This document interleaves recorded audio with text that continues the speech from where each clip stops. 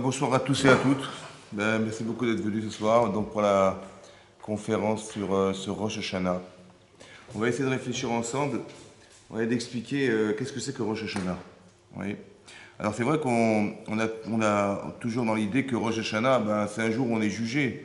Hein, ça veut dire Hachem nous juge. On dit qu'il est remet Bamishpat, c'est-à-dire il se tient au tribunal.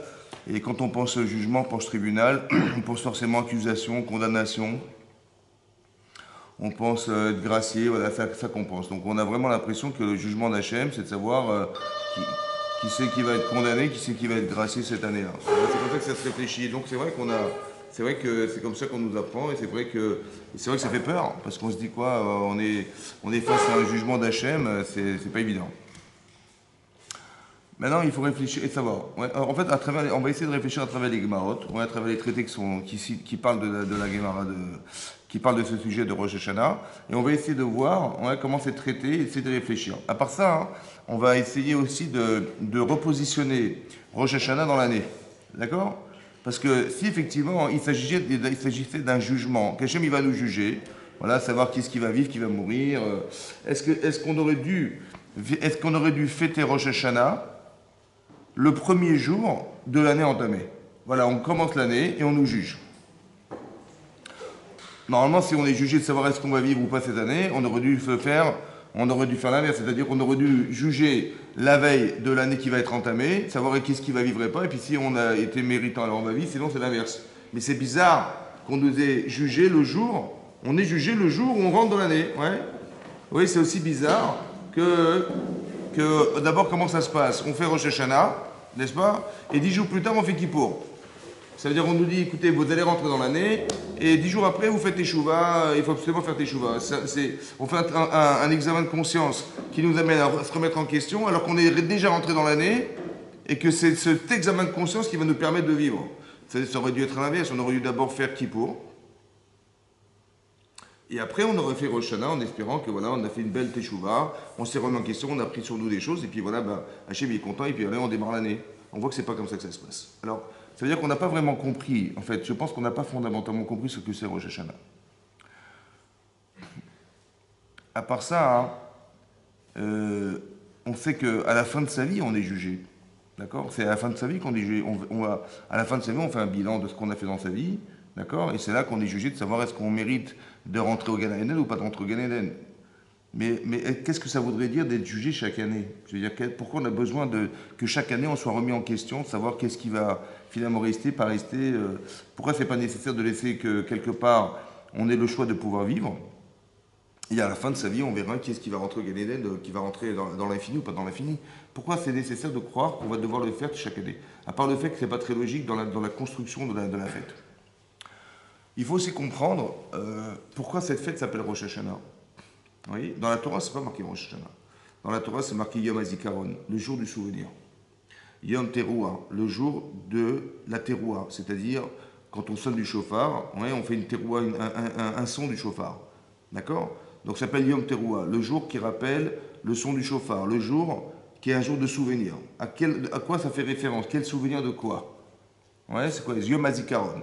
Et bizarrement, la Mishnah, la Gemara qui traite de ce sujet s'appelle Rosh Hashanah. Ça veut dire quoi Rosh Hashanah? Si on devait traduire en français, on va traduire correctement le début de l'année, d'accord? Mais en fait, le début, ça ne se traduit pas par Rosh. Rosh, c'est la tête. Vous voyez? Rosh Hashanah, c'est la tête de l'année. Pourquoi on n'a pas dit le début de l'année? Pourquoi mettre une image? Pourquoi avoir mis une image pour exprimer le début de l'année? L'image, c'est la tête. Qu'est-ce qu'il y a de spécial dans le fait d'imager le début en disant que c'est la tête? Et à part ça, hein, on aurait dû appeler cette fête Yom Hadin, le jour du jugement. Voilà, c'est ça comme ça qu'on aurait dû dire. C'est une Mishnah dans Rosh Hashanah qui dit que les êtres humains sont jugés à Rosh Hashanah. Ouais. Qu'est-ce que c'est que Rosh Hashanah? C'est le jour de la création de l'homme. Oui, quand on dit dans la Gemara Yom Harat Olam, on dit dans la prière Yom Harat Olam, c'est le jour de la naissance du monde. En fait, il ne s'agit pas de la naissance du monde, mais de l'essentiel qui va justifier la création du monde, qui est l'être humain sur la terre. Vous voyez, parce que le monde a été créé le 25 Elul, le monde a été créé le 25 Elul, et l'homme a été créé le premier jour du mois de Tishri. Et c'est ce jour-là qu'on est jugé, le jour de la naissance de l'être humain. Vous voyez. Donc pourquoi on appelle cette fête Rosh Hashanah? Ça aurait dû s'appeler, on aurait dû appeler Yom Hadin, voilà, c'était logique. Pourquoi je vous dis ça? Parce que chaque fête, elle a un nom et chaque fête est représentative. Le nom est représentatif de la fête, ça veut dire que c'est lui qui va définir. Vous avez Kippour, c'est la kapara, c'est l'expiation de nos fautes. Vous avez Hanouka, Hanou Bekafé, ils sont stoppés le 25 du mois de Kislev. Vous avez Pessah, parce que Passar, Hachem il a sauté au-dessus des maisons pour nous épargner. Vous avez Shavuot, les 7 semaines qui nous séparent de Pessah à Shavuot, d'accord, qui est mes matins Torah. Donc il y a un travail à faire spécifique de ces jours-là. Pendant ces semaines, Shavuot, c'est les semaines qui nous séparent. Donc le nom qui définit la fête, c'est l'essentiel, c'est l'essence même de la fête. Mais Rosh Hashanah, ça veut dire quoi Rosh Hashanah? C'est le début de l'année. Qu'est-ce que ça voulait dire le début de l'année? Qu'est-ce que ça signifie? On fait Pessah parce qu'Hachem nous a épargnés. On a compris que Shavuot, c'est le travail qui est spécifique, qui nous permet d'arriver au matin de Torah, au don de la Torah. Donc il y a quelque chose de symbolique derrière. Mais Rosh Hashanah, qu'est-ce que ça veut dire le début de l'année? Qu'est-ce que c'est que cet espace-temps qui est le début de l'année? Voilà. Donc il faut comprendre qu'est-ce que c'est que Rosh Hashanah. À part ça, il y a une Gemara dans Rosh Hashanah Tetzain, la Gemara dit là-bas au nom de Rabbi Kruz Pedai. Il y a marqué là-bas dans la Gemara, Shlosha Sfarim Niftachim Rosh Hashanah. Il y a 3 livres ouverts à Rosh Hashanah devant Hachem. D'accord? 3 livres. Il y a le livre des Tzadikim, des gens justes, le livre des Bénonim, des gens moyens, et le livre des Rechaim, des mécréants. Et la Gemara dit là-bas que si quelqu'un il est jugé Tzadik à Rosh Hashanah, alors il est Nertav Venertam, il est écrit et scellé Léaltar instantanément pour la vie. L'inverse, qu'il est Racha, il est scellé, écrit et scellé pour la mort. Et Bénonim, les gens qui sont partagés, alors ils sont Tlouim Veondim, ils sont suspendus jusqu'à Kippour, d'accord? Il dit l'Agmara, s'ils font Teshuvah entre-temps, pendant les Aseret Mitzvot, les 10 jours de pénitence, super, sinon ils ont la même peine que le Racha. Voilà ce qui est marqué dans l'Agmara. Maintenant, là-bas, il y a un commentaire qui s'appelle le Tosfot. Il explique là-bas, Tosfot, il dit comme ça. Si le Benoni, c'est la personne partagée. Oui, Benoni, c'est-à-dire qu'il est moitié. Il fait une avera, une mitzvah, une avera, une mitzvah. Donc, qu'est-ce que c'est qu'un tzaddik? Si la personne. Donc, le tzaddik, c'est celui qui n'est pas Benoni. D'accord? Le tzaddik, c'est celui qui n'est pas moyen.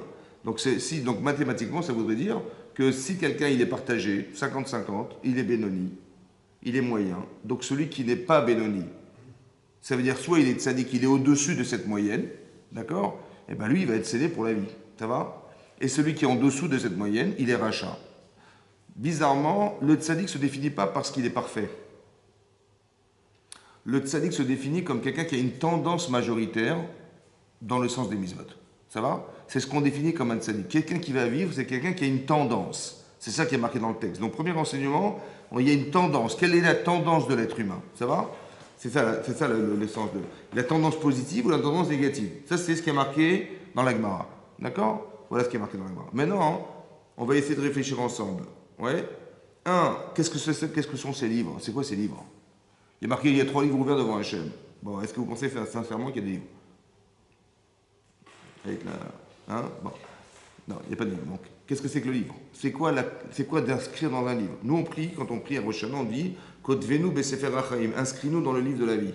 Inscris-nous dans le livre des tzadikim, inscris-nous dans le livre de la Géoula, inscris-nous dans le livre, on répète d'inscrire dans un livre. Qu'est-ce que c'est que ce livre? 2, qu'est-ce que veut dire inscrire dans un livre? D'accord? On n'a pas compris ce que c'est que ce livre. C'est quoi ce livre? Oui? C'est marqué dans la Torah. Aussi dans le Sefer Bereshit, c'est marqué Zé Sefer Toldot Adam.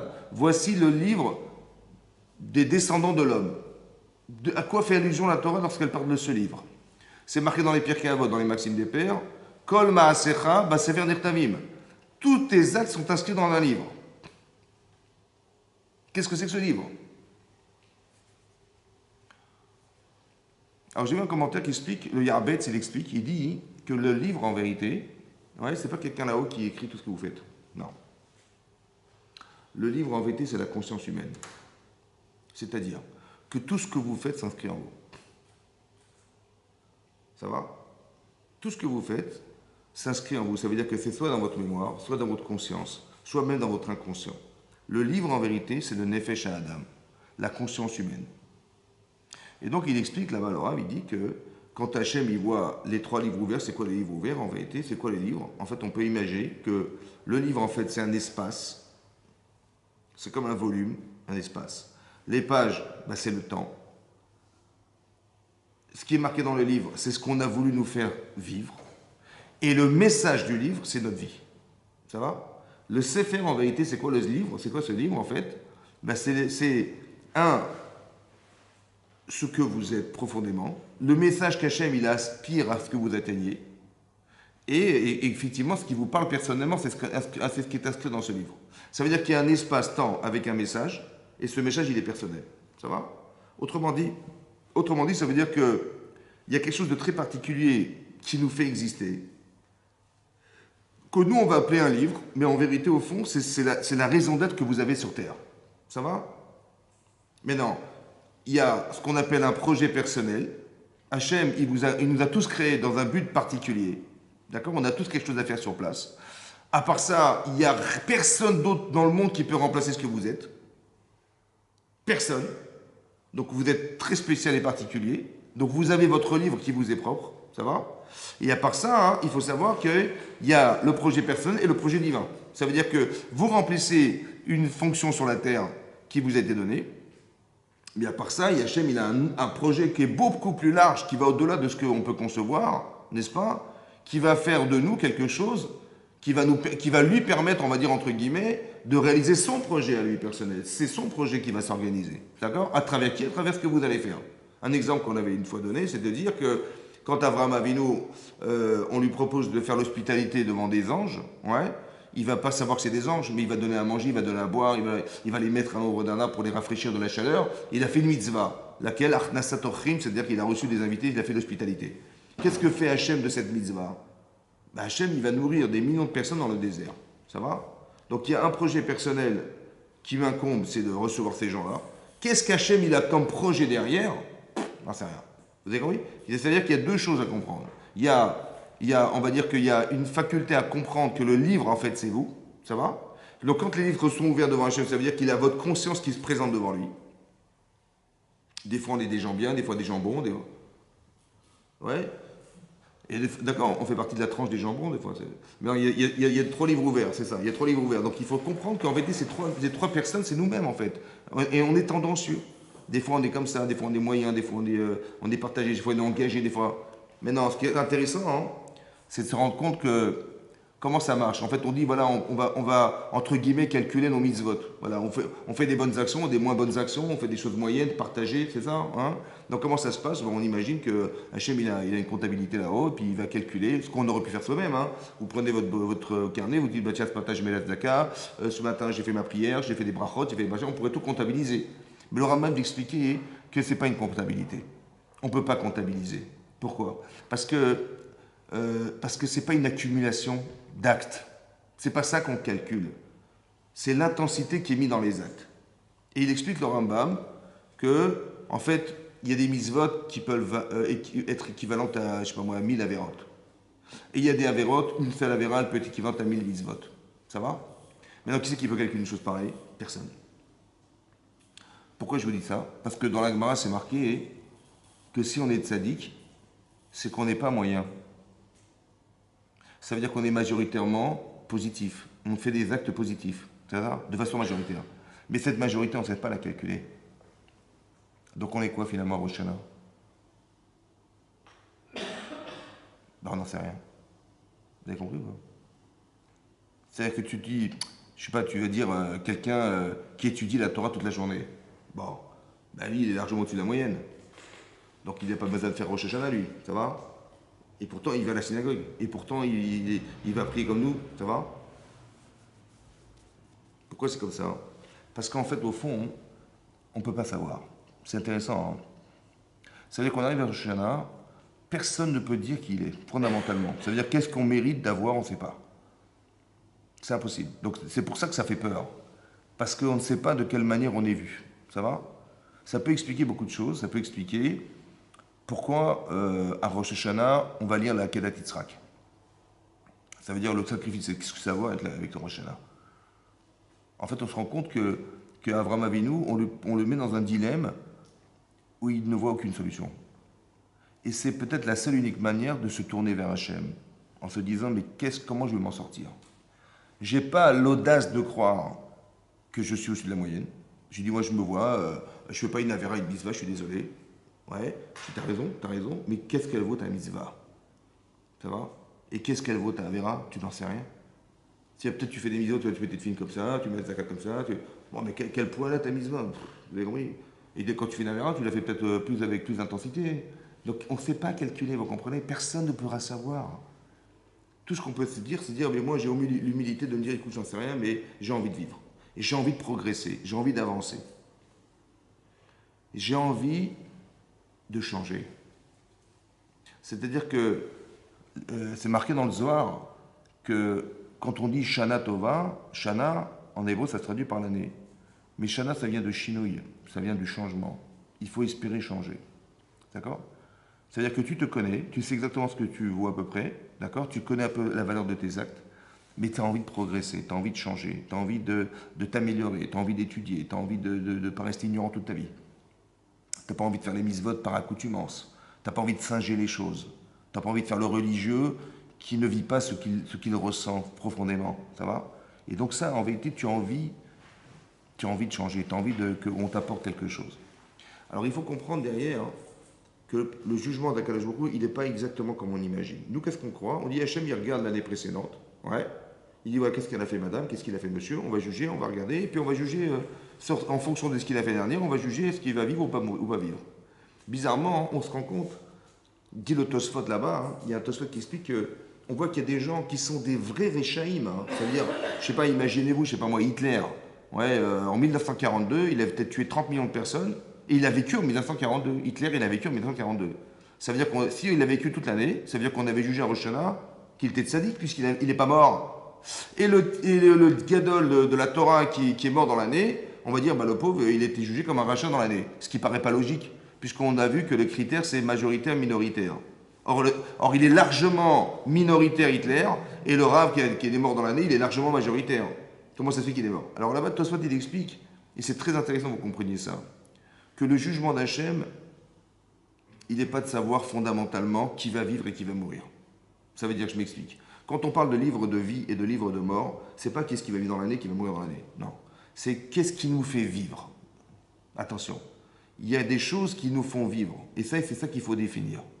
C'est comme c'est marqué dans la Parashat Nitzavim, c'est marqué, Hachem a dit, j'ai placé la beracha, et la bracha c'est la bénédiction, et j'ai placé la klala, la malédiction, j'ai placé la vie et la mort devant toi, tu choisiras la vie. Bon. Quel est le fou suicidaire qui va sûr de mourir? Pour qu'on lui donne un conseil aussi stupide de croire que tu vas sûr de vivre. Non. En fait, de choisir de vivre, c'est la chose la plus compliquée. Et après, je vais vous expliquer pourquoi. Choisir de vivre, c'est-à-dire de faire des choix qui nous font vivre. Qu'est-ce que ça s'appelle vivre? C'est pas de respirer. D'accord? Donc, quand on parle de livre de la vie, c'est pas ce qu'on croit de dire, bah, tiens, l'année prochaine, on va respirer comme tout le monde. Non. C'est beaucoup plus profond que ça. D'accord? Qu'est-ce qui nous fait vivre? Ça veut dire il faut comprendre qu'est-ce qui est vivant et qu'est-ce qui n'est pas vivant. D'accord? Qu'est-ce qui est essentiel et qu'est-ce qui est secondaire. C'est ça. Donc on veut nous inscrire dans un livre de vie. D'accord? On ne veut pas nous faire vivre dans un monde dans lequel on va entretenir le superficiel. Ça veut dire il faut manger, il faut dormir, il faut faire du sport, il faut s'entretenir. Là, j'ai compris. Mais tu as construit un corps. Mais est-ce que tu as investi d'une âme? Cette vie, elle est investie de quelque chose. Il y a quelque chose qui vit dans ta vie, il y a quelque chose qui existe dans ta vie. C'est ça qu'on appelle vivre. Ça va? Et c'est ça qu'on voudrait vivre, nous. C'est ça qu'on demande à vivre. D'accord? Le repère, en vérité, il est dans la Torah. Donc il faut qu'on ait des repères de Torah pour pouvoir mieux comprendre qu'est-ce qu'on appelle vivre dans la vie. C'est ça. Vous avez compris? Et ces repères, en fait, on nous l'a proposé en nous proposant la Torah. Donc on a le devoir de s'investir dans cette étude pour au moins alimenter un regard qui soit vrai. Au moins. Et après, pouvoir dire que ben voilà, c'est ça qu'Hachem il demande à ce que ça soit vécu. C'est ça de vivre. D'accord? On va se rendre compte que dès l'instant où notre vie elle se concentre sur soi-même, oui, on le voit sur le plan économique, on le voit sur le plan social, on le voit dans plein de domaines, où dès l'instant où il y a une forme d'égoïsme dans le rapport à soi, les choses ne vivent pas autour de soi. D'accord? Parce qu'en en fait, elles sont concentrées sur l'intérêt que nous avons d'exister au détriment de ce qui peut exister. On a souvent expliqué que quand Hachem a dit à Adam, ça n'est pas bien d'être seul, l'otov heyot Adam levado, nous on croit que c'est pas bien d'être seul. Alors, il faut se marier, Non, ça n'est pas bien d'être seul, ça veut dire de croire que le monde est fait pour soi. Ça veut dire que tu peux exploiter tout ce qui est autour de toi dans l'intérêt de toi. Vous voyez? Non, c'est pas comme ça que ça marche. Et à chaque fois qu'on a essayé, sur le plan politique, sur le plan économique, de tout concentrer sur quelques personnes, ou des gens qui ont vécu, qui ont organisé des dictatures autour d'un monde politique, à chaque fois ça échoue. Pourquoi? Et à chaque fois qu'on arrive à une révolution, parce que le monde ne peut pas exister seul. Il ne peut pas y avoir un seul homme qui concentre tout. Vous avez compris? Parce que le monde est un monde de partage. Quand Hachem il crée le monde, c'est un monde de chesed. Qu'est-ce qu'il a gagné Hachem de créer le monde?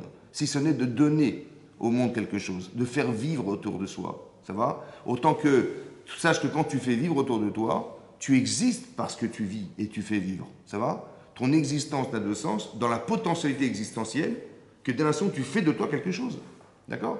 Mais si tu te concentres dans ce que tu es, mais ce que tu es en fait c'est un cadeau du bon Dieu. On t'a donné, t'as pas choisi de vivre, t'as ni choisi ta vie, ni choisi ta couleur de peau, ni choisi ton intelligence, ni ta sensibilité, t'as rien choisi du tout, on t'a tout donné, c'est un don. T'as rien fait pour. Tu dis mais moi je me contente de ce que je suis. Non, c'est pas ça qu'on t'a demandé.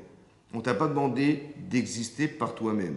Il faut que tu puisses exercer de toi quelque chose. Qu'est-ce que tu fais de ce qu'on te donne? On te donne des bagages, qu'est-ce que tu fais avec? D'accord? Mais ça peut pas se faire sans les autres. Tu dis, ouais, mais les autres, c'est au service de soi. C'est pas comme ça que ça marche. Parce que tu vas forcément créer de la frustration et tu vas créer de la révolution. On ne peut pas supporter d'être soumis à qui que ce soit dans la vie. C'est pour ça qu'on est dans le partage. C'est ça qu'Hachem il fait. Il est bon, c'est-à-dire qu'il donne, il crée. Il n'a rien à gagner. Qu'est-ce qu'il a gagné lui? Rien. Vous avez compris? Il a tout à perdre puisqu'il donne en permanence. Il perd, c'est lui qui perd. Mais en fait, il gagne dès l'instant où il a une satisfaction du résultat de ce qu'il a investi. C'est comme ça que ça se réfléchit. C'est ça le chesed. Vous voyez, on ne sait pas qu'on dit, on nous informe dans la tête, le monde a été créé par le chesed, par la bonté. Non. C'est-à-dire que le monde est investi d'un désir de partage. C'est ça qu'Hachem il a voulu faire. C'est ça. Il a dans le monde créé quelque chose qui est dans l'intérêt du partage. Donc autrement dit, ça veut dire que quoi? Que le jugement d'Hachem, il va se faire d'une certaine manière. De quelle manière il va se faire? Alors, il y a un rave qui s'appelle, dans les drachot Aran, c'est un Rishon, c'est-à-dire c'est un peu à l'époque, un peu après Rashi, si vous voulez. Là-bas, il a ramené une psikta, c'est un midrash, qui dit une chose étonnante. C'est marqué là-bas hein, que Adam Arishon a été créé à la 10e heure de la journée. Il a fauté la 11e heure et il a été jugé la 12e. Comme ça, c'est marqué dans la psikta. D'accord? Et Hachem a dit, de la même manière que j'ai jugé Adam Arishon le premier du mois de Tishri, je jugerai tous les êtres vivants ce jour-là. D'accord? Et de la même manière qu'il est Yatzabedimus, ça veut dire qu'il est sorti libre, alors tous les gens seront jugés et sortiront de façon libre. Bon, on a du mal à comprendre c'est quoi cette liberté. Il est sorti libre. Non, il n'est pas sorti libre, il est sorti condamné. Il était au Gan Eden, il est sorti du Gan Eden, et il a dû travailler sur son front alors que il était très bien au Gan Eden, il était nourri par des anges. Donc il a perdu d'être sorti du Gan Eden, il a perdu de devoir travailler dorénavant, alors qu'il avait tout pour lui, d'accord? Ça veut dire quoi Yatsa Bedimbus? On ne comprend pas ce que ça veut dire.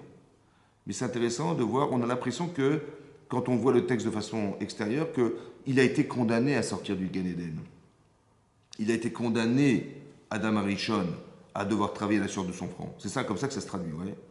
En fait, vous allez vous rendre compte que le jugement que fait Hachem, ce n'est pas un jugement humain, c'est un jugement divin. Et la différence, elle est fondamentale. Nous, quand on voit des gens qui sont des délinquants, on les met en prison. Ou alors on leur fait payer des amendes.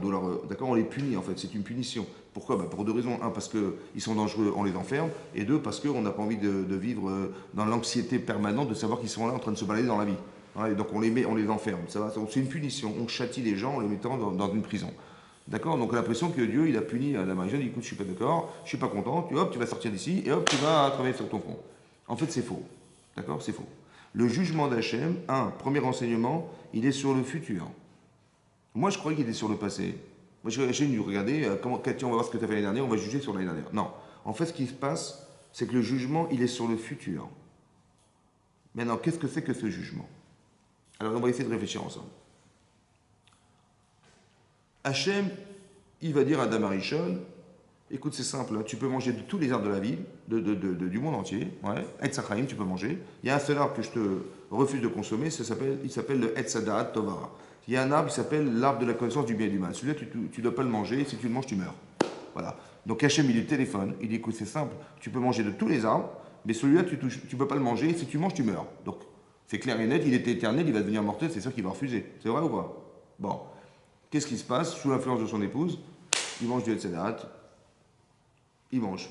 Bon, comment c'est possible? Hachem lui-même lui dit de ne pas le faire. Et en plus de ça, il sait qu'il va mourir. Qu'est-ce qui est plus fort que de savoir que c'est Hachem? Qu'est-ce qui peut être plus fort que de savoir qu'il risque de mourir s'il mange cet arbre? On va dire qu'il n'est pas conscient.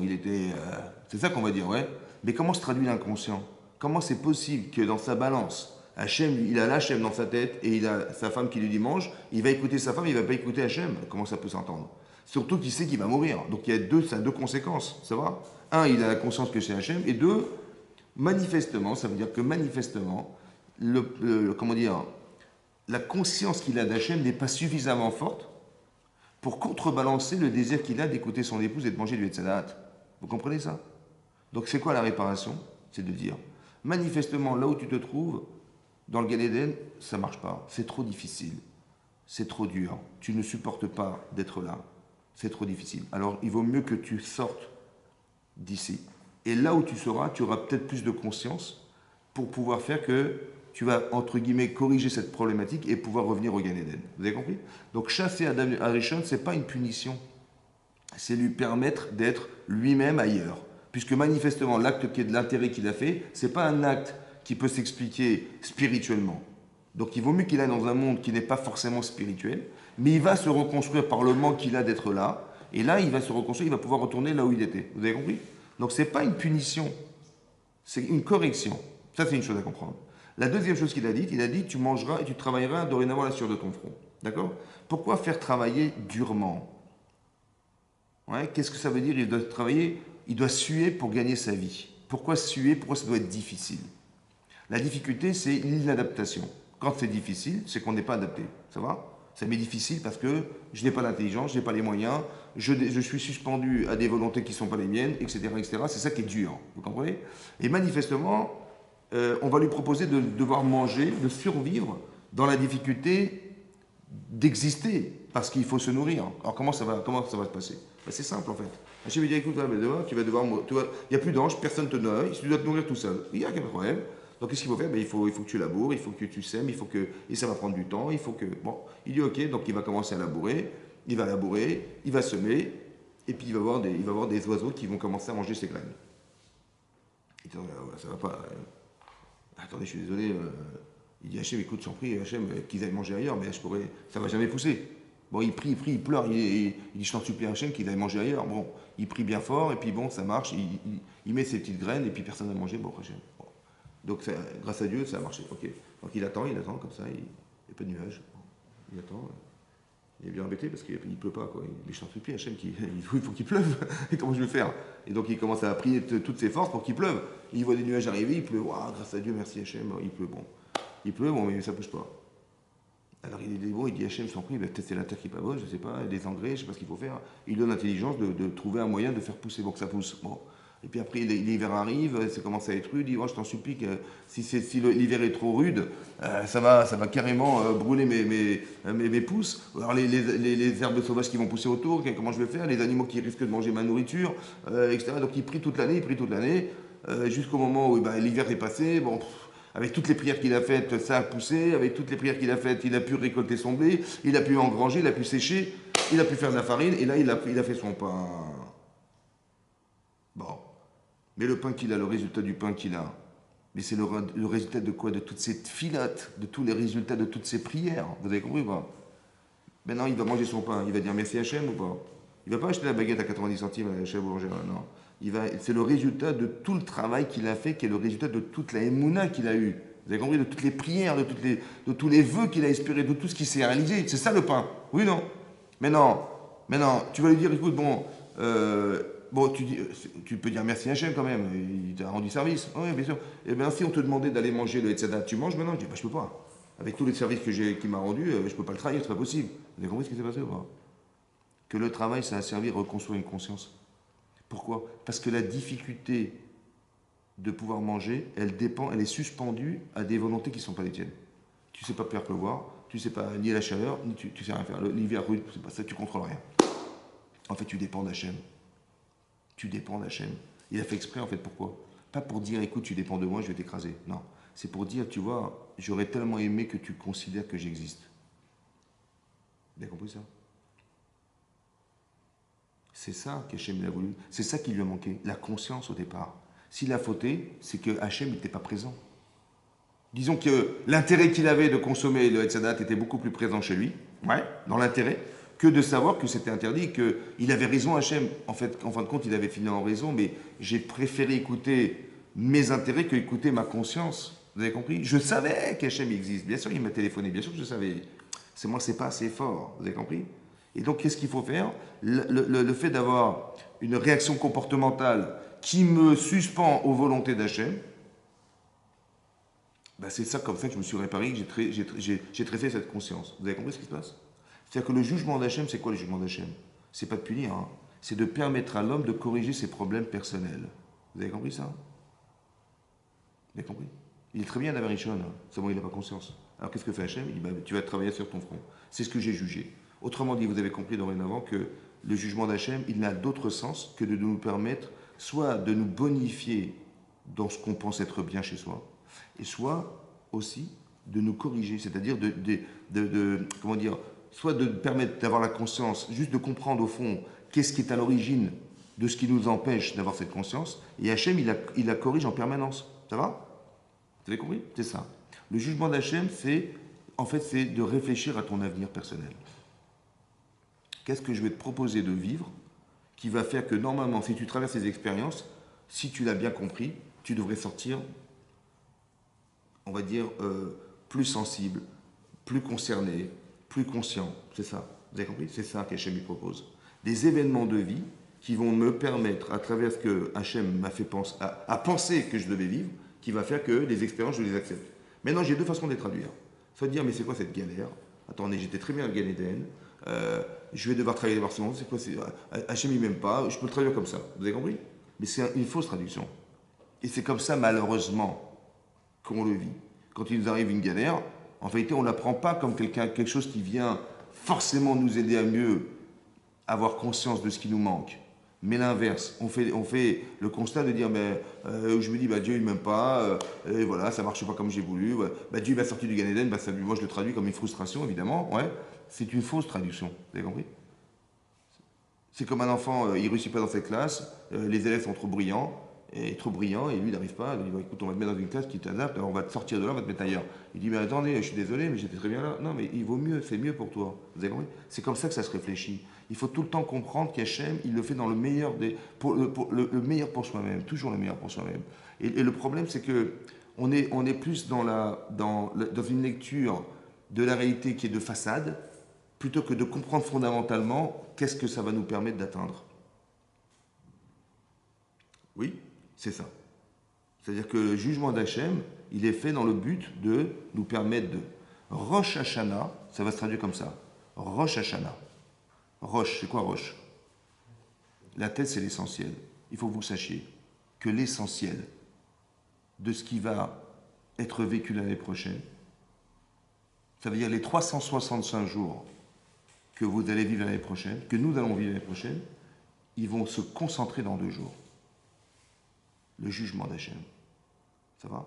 Ça veut dire que si vous devez réfléchir rétroactivement, si vous pouviez vous souvenir de ce que vous avez vécu cette année, tous les événements que vous avez traversés, c'est exactement ce qu'Hachem il avait pensé à Rosh Hashanah pour vous. Vous avez compris? C'est exactement ce qu'il avait pensé. Et donc, il avait pensé pour le bien, en sachant que vous allez traverser des expériences, vous allez rencontrer des gens, vous allez avoir un boulot comme ça, vous allez, je sais pas, etc., etc. Toutes les expériences vécues, vous allez entendre des informations, vous allez... Tout ça, c'est des enseignements qui vont faire que forcément, vous allez changer. Forcément, vous allez être une autre personne. Comme si Hachem, il dit, cette personne-là, il faut qu'au bout de l'année, elle soit une autre personne. Je veux qu'elle atteigne ça. Et après, on verra l'année prochaine, etc., etc. Ça va? Et donc, ça veut dire qu'on voudrait nous faire atteindre quelque chose qui est essentiel chez nous. Comme si Hachem, il avait un projet qui nous est propre, et il veut nous le faire atteindre. Ce qu'on appelle la mitzvah. Ça va? C'est ce que j'appelle la mitzvah. Ouais, ou les mitzvot. Et pour que ça puisse se faire, alors on t'a fait, voilà, il y a 365 images qui vont se dérouler devant toi toute l'année. Ça va? Quand est-ce qu'elles ont été pensées? Elles ont été pensées à Rosh Hashanah. Donc vous voyez que on n'est pas dans un jugement comme si on était au tribunal. Non, le jugement, il est qu'est-ce qu'on va, on va juger qu'est-ce qui est le mieux. Qu'est-ce qui est le mieux pour lui, qu'est-ce qui est le mieux pour elle. C'est ça. Encore faut-il être capable de bien comprendre ce que ça veut dire. Parce que, vous avez compris, soit je le comprends mal, soit je le vis mal, oui. Soit, au fond, j'ai une autre façon de concevoir ma vie qui me permet de savoir que ce que je traverse, en fait, je ne vais pas regarder ce que je vais vivre, je vais surtout regarder ce que je vais devenir avec. Vous avez compris? Je vais dire, c'est vrai que c'est dur de labourer, c'est vrai que c'est dur de semer, c'est vrai que c'est dur d'attendre, c'est vrai que c'est dur de prier, c'est vrai que c'est dur de semer, c'est vrai que c'est dur de... C'est vrai. Mais qu'est-ce que tu as gagné? C'est ça qu'il faut comprendre. Qu'est-ce que tu as gagné? Ben, je n'ai rien gagné et tout, je me suis fatigué, je n'ai pas dormi la nuit, voilà, et puis il fallait tout le temps surveiller les champs. Voilà ce que j'ai gagné. Non. Ce que tu as gagné, c'est qu'à chaque fois tu as prié, et à chaque fois ça a fonctionné. Tu vois? Et si tu n'avais pas prié, ça n'aurait pas fonctionné. Et tu as vu Hachem, il est avec toi? Bah ouais, c'est ça. C'est ça qui t'a manqué. Je donne cet exemple de Adam Arishon, mais tout le temps c'est comme ça. Vous avez compris? Il faut toujours réfléchir à qu'est-ce que tu es devenu parce que tu vis, et jamais réfléchir à qu'est-ce que tu subis dans ta vie. Ça va? Nous on dit, ouais, c'est ce qui va m'arriver, ouais, ce qui va t'arriver, des choses heureuses, des choses malheureuses, des choses machin. Aucun intérêt. On n'est pas là pour faire des bilans de ce qui t'arrive, on est en train de réfléchir. Tu as vécu quelque chose d'heureux, dis merci Hachem. Tu as vécu des choses de plus difficiles, essaie de comprendre qu'est-ce que ça a modifié chez toi. Peut-être ton caractère va changer, peut-être que tu as relativisé dans ta vie, peut-être que tu... Je ne sais pas ce que tu as fait. Mais c'est intéressant que vous compreniez qu'il y a forcément eu un changement chez toi. Ça va? On ne reste pas indifférent à quelque chose qu'on vit. Et on ne peut pas rester indifférent à quelque chose qu'on traverse dans sa vie. Et si je reste indifférent, c'est qu'il y a un problème. Ça veut dire que ça n'a servi à rien. Et si je me plains, c'est encore pire. Ça veut dire? C'est-à-dire qu'Hachem, il m'a fait vivre quelque chose qui n'avait aucun sens pour moi, si ce n'est de me plaindre. Ça va? Tu vas rencontrer quelqu'un, tu vas faire du lachonara de la médisance. Donc il t'a fait rencontrer quelqu'un pour que tu dises du mal de lui, quoi. C'est ça? Mais tu penses vraiment ça? Tu penses vraiment que c'est ça? Tu penses vraiment que c'est ça? Il t'a fait juste ça pour que tu te moques de ce qu'il a créé, quoi. Non, il faut réfléchir. Il m'a fait rencontrer cette personne. J'ai dit, mais homme, il est bête et puis ça m'agace de voir des gens comme ça qui font n'importe quoi. Peut-être qu'il aurait peut-être valu que, si tu vois qu'il a une carence, peut-être que par empathie, tu dis, ben, je vais peut-être l'aider. Et moi, j'ai travaillé à l'envers. Vous avez compris? Ça veut dire que, moi, ce qui me fait le plus peur, c'est pas ce qu'Hachem il va décider. Hein. C'est est-ce qu'on est cohérent? Est-ce qu'on est capable de comprendre ce qu'on va vivre? Est-ce qu'on est capable de bien voir? Vous avez compris? Est-ce qu'on est outillé, on va dire, pour bien analyser ce qui nous arrive et le prendre dans le bon sens, plutôt que de le traduire de façon négative et de façon détournée? C'est comme quelqu'un qui, un garagiste, il a des outils, un maçon, il a des outils, un charpentier, il a des outils. Mais le problème, c'est pas est-ce qu'il sait faire son métier. Est-ce que les outils, ils sont efficaces? Est-ce qu'ils sont fiables? Est-ce que ton cerveau, il est fiable? Est-ce que tu es logique? Est-ce que est-ce que tu as les bonnes lunettes? Est-ce que tu vois bien? Vous avez compris? Déjà, pose-toi la question, déjà. Déjà. Parce qu'il va t'arriver des choses, mais si tu traduis mal, tu vas rien comprendre. Donc tu vas jamais comprendre qu'est-ce qu'Hachem il a voulu t'amener à penser. Qu'est-ce qu'il a voulu t'amener à penser.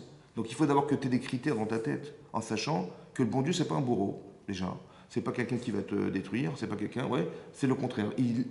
Si tu penses que tes parents t'aiment, tu penses que tes parents t'aiment, mais Hachem, on dit Avinu, Malkenu, Avinu, ça veut dire qu'il y a une notion de père chez Hachem qui est sans limite. Vous avez compris? Donc c'est sûr et certain qu'il ne va jamais te faire un sale coup, ça va? Donc c'est sûr et certain, parce que si déjà ton père, il t'adore, alors imagine Hachem comment il t'aime, ça va?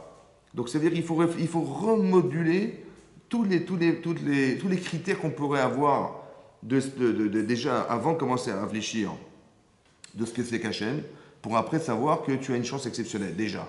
À part savoir que ta vie, il y a un cheminement qu'on voudrait t'amener à penser, à faire que tu vas atteindre quelque chose qui s'appelle toi. C'est ça? Ouais. Et donc Hachem, c'est comme les Khamim disent comme une fleur, je sais pas, c'est comme un arbre. Ouais. Vous avez dit, on dit un homme, il y a marqué Adam Etz Hasadeh. Un homme, c'est comme un arbre, des champs. C'est quoi un arbre, des champs? Bah, au part, il y a une graine, ouais. D'accord? Tu vois cette graine, ce pépin là de pomme, en fait, tu verras qu'un jour, il y aura un arbre. Et cet arbre, il va produire des centaines de milliers de tonnes de pommes. Ça va? Bon, elles sont où ces pommes? Elles sont là. Tu vois, elles sont là, dans ce pépin-là. D'accord? Il y a un tronc, il y a des branches, il y a des fruits. Cet arbre, c'est toute ta vie, en fait. Au départ, tu es parti de rien, une petite graine. Mais il faut savoir que tu dépends de la terre, tu dépends de l'atmosphère, tu dépends de la météo, tu dépends de tout ça. Il y a des choses extérieures. Mais toi, tu vas exister à travers tout ça, d'accord? Il va y avoir un arbre, et tu verras qu'il y aura des fruits, et tu verras que c'est comme ça. Un homme est un Etz Hasadeh. Ça va? Mais cet arbre, il ne ressemble pas à celui-là ni à celui-là. Donc, il y a quelque chose de très spécifique dans cet arbre qui est vous. Vous êtes un arbre spécial. Ça va? On est tous des gens spéciaux. Et il faut juste savoir que on part de rien, mais ça doit fleurir.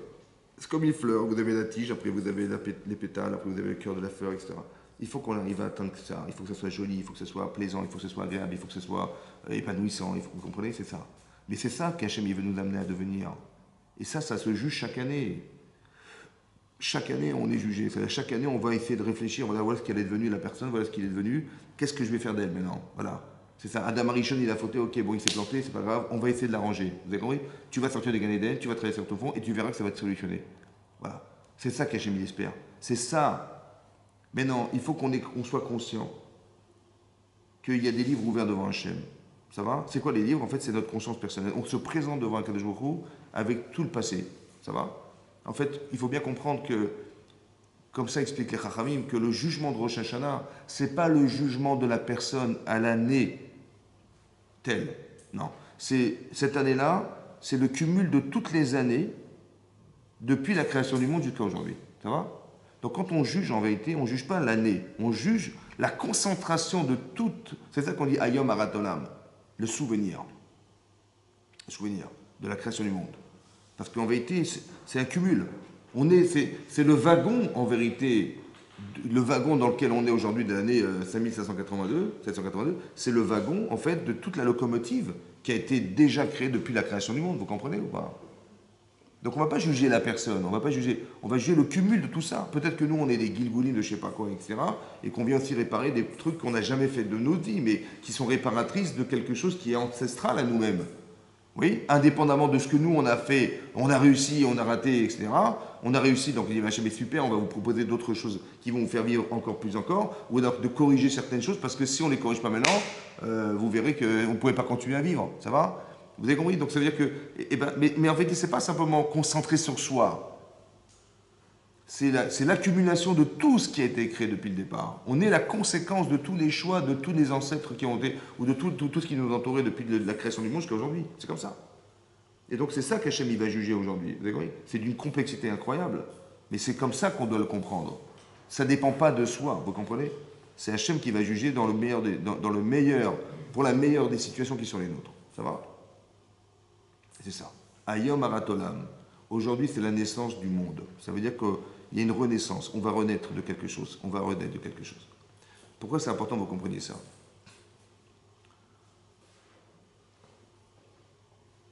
Parce qu'on a expliqué que Rosh Hashanah, ouais, c'est ça. Toute l'année va être concentrée dans un seul jour, dans 2 jours. Là-bas, c'est marqué dans le Rav Dessler, il pose la question, il dit, mais on fait 2 jours, pourquoi 2 jours? C'est bizarre. La fête, on sait que Rosh Hashanah, c'est le premier jour du mois de Tishri. C'est le premier jour. Pourquoi 2 jours? Oui. Il dit on fait 2 jours parce que, comme c'est marqué dans la Gemara dans Betsa, qu'il y a un Safek Yom. Ouais, on a un doute de est-ce que c'est le jour ou pas. À l'époque, quand on devait accepter Rosh Chodesh, on devait attendre que les témoins viennent et nous disent que c'est Rosh Chodesh. Donc, quand on est en Israël, on avait le Bet Amikdash, il y avait le tribunal directement à Jérusalem. Donc, les témoins venaient, disaient c'est Rosh Chodesh. Mais pour que l'information elle puisse passer en dehors d'Israël, ça prenait du temps, d'accord? Et donc c'est pour ça que dans le doute, à un moment donné, il y a eu un souci de korban, on a dû apporter un korban de Rosh Chodesh. On avait pensé que ce n'était pas Rosh Chodesh, on a amené un sacrifice qui n'était pas de Rosh Chodesh, et les témoins sont venus en retard, et on est dorénavant, on fera 2 jours, d'accord? C'est comme ça que ça a démarré, donc on fait 2 jours. Mais on ne peut pas imaginer qu'on va faire 2 jours, hein. Parce que le premier jour, on nous juge Minatora, et le deuxième jour, pas Minatora, ce qui ne veut rien dire, Hachem ne nous juge pas Midera Banane. Ouais, nous, dans le doute, on fait, d'accord, dans le doute. Mais on ne peut pas imaginer qu'Hachem, il va nous rejuger Midera Banane, ce qui n'a aucun sens, vous comprenez ou pas? Alors là-bas, le Rav Dessler, il pose cette question, il répond comme ça. Il a trouvé dans un Zohar, Parashat Pinchas.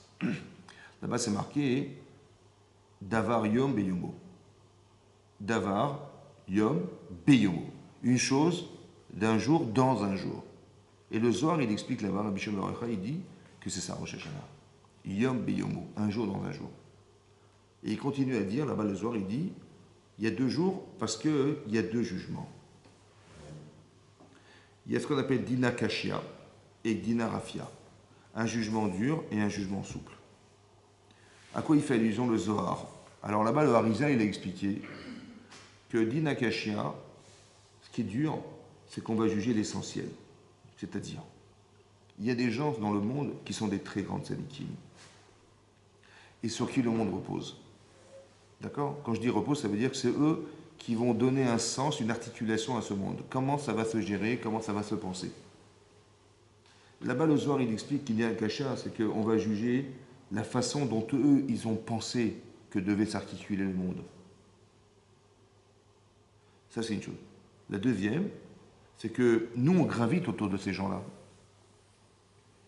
Et nous aussi, on a un but particulier.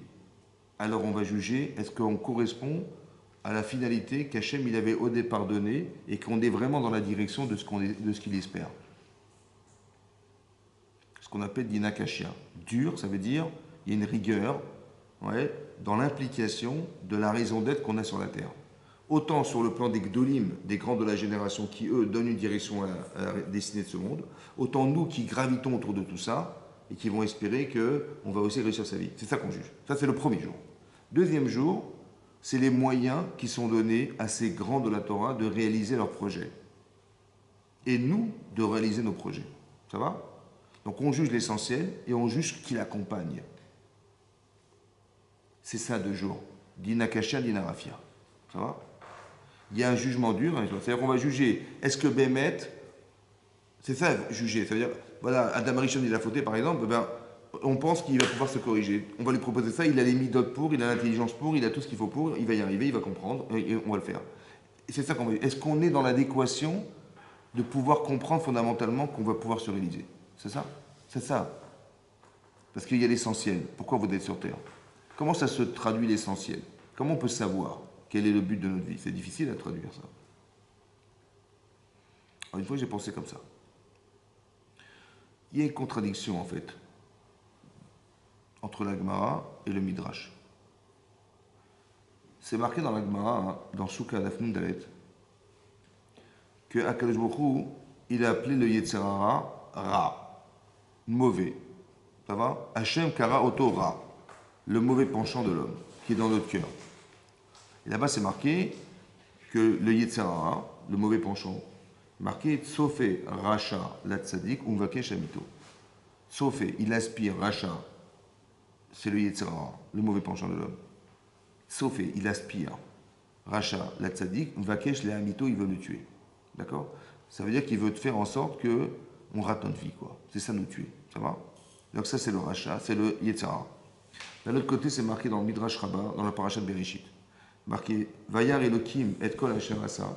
Hachem, il a vu tout ce qu'il avait fait. Veine Tov Meod. Et c'était excellent. Vayere Vayiboker Yamashishi. C'était la veille, le lendemain, le 6e jour. D'accord? C'est toujours marqué, sauf le mardi, que tout était Tov. Vayar Hachem Kitov. C'est marqué dans le texte Kitov. Kitov, c'est bien. Le 6e jour, c'est marqué Tov Meod. Tov Meod, ça veut dire Tov Meod. C'est pas Tov, c'est Tov Meod. Excellent. Demande le Midrash, mais qu'est-ce qui est Tov Meod? Dis le Midrash, ce qui est Tov Meod, c'est l'Yetzer Hara. Tov Meod, excellent, c'est l'Yetzer Hara. Donc je ne comprends pas. D'un côté, la Gemara dit qu'il est rare. De l'autre côté, il me dit qu'il est Tov Meod. Alors je ne comprends pas comment on peut concilier cette contradiction. Comment il peut être à la fois Tov, Meod, et il peut être rare. Oui, il veut nous tuer et à la fois il est Tov Meod. Comment c'est possible? Alors je pense comme ça. Essayez de comprendre que quand vous voulez faire une mitzvah, bizarrement, des fois, on nous en empêche. À l'intérieur de soi-même, je ne sais pas pourquoi, on n'arrive pas à la faire. Ouais. Il y a des avérotes et il y a une avéra. Ça veut dire qu'il y a des avérotes qu'on fait dans la vie, mais il y a une avéra en particulier, je ne sais pas, il s'acharne. C'est bon? On a envie de faire une avéra, une faute particulière.